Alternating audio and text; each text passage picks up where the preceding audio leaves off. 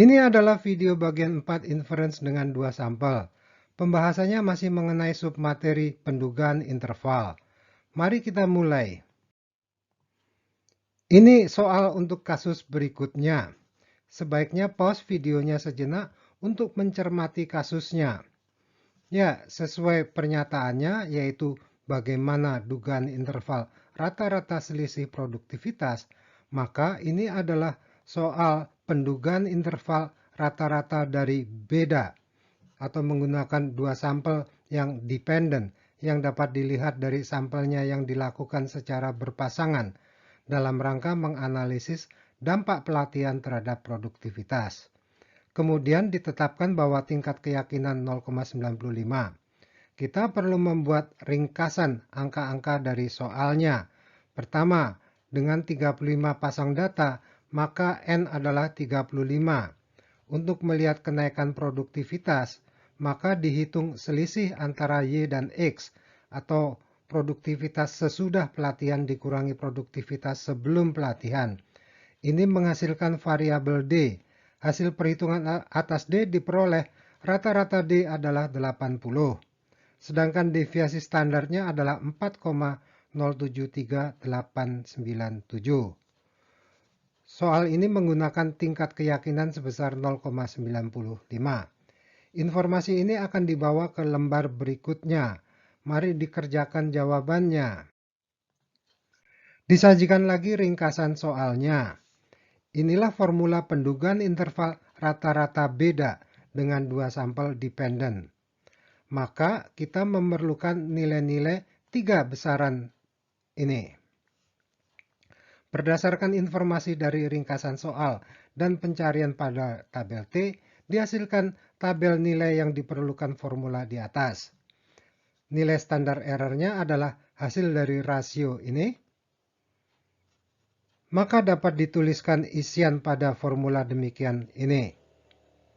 Atau difinalkan menjadi demikian.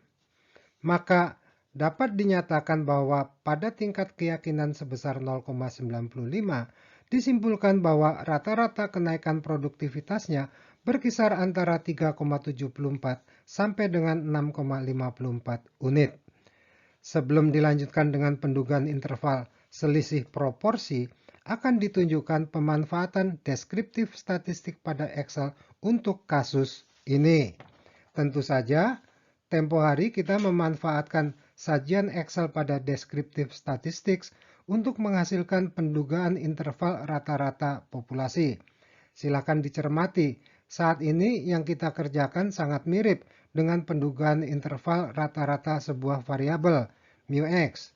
Untuk yang sekarang, karena variabelnya adalah beda, disimpulkan dengan D, maka yang diduga adalah μd. Silahkan disaksikan.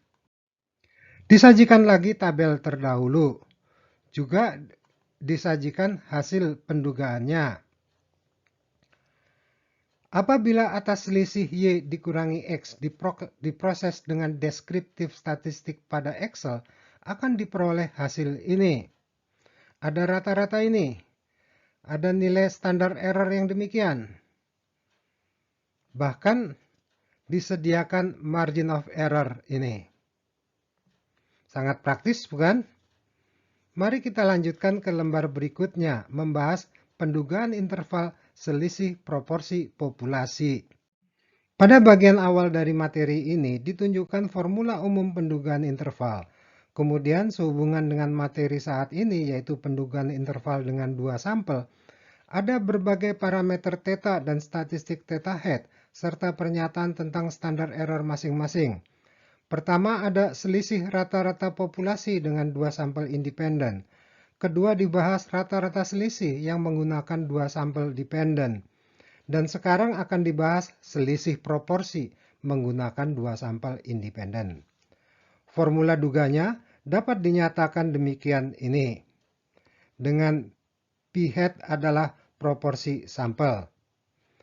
Ada catatan penting untuk bagian awal ini, yaitu bahwa agar kita dapat melakukan inference tentang proporsi dengan distribusi normal, maka seperti yang dipersyaratkan pada inference dengan satu sampel, maka Untuk inference dengan dua sampel ini harus dipenuhi syarat yang mirip, yaitu baik N dikali P maupun N dikali 1 minus P variabel 1 harus minimal sebesar 5 dan variabel 2 juga harus sebesar minimal 5. Mari kita bahas dengan menggunakan contoh. Ini contoh soalnya. Sebaiknya Anda pause videonya sejenak untuk mencermati soalnya.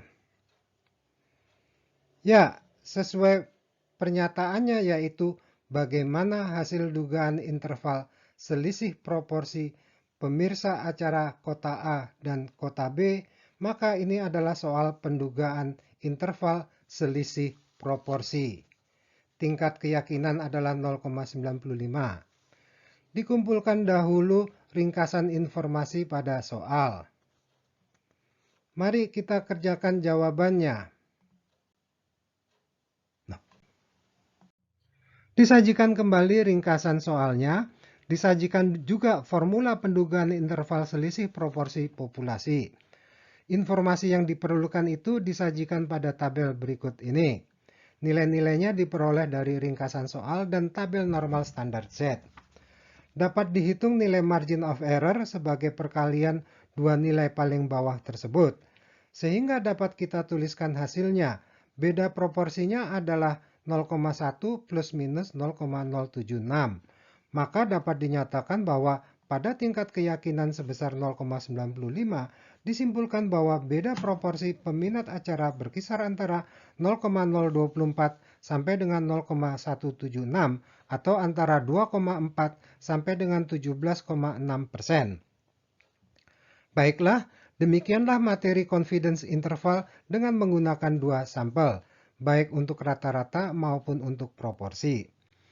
Kita akan melanjutkan di bagian 5 dengan pengujian hipotesis penggunaan dua sampel, baik untuk rata-rata maupun proporsi, yang akan digunakan pada sesi berikutnya.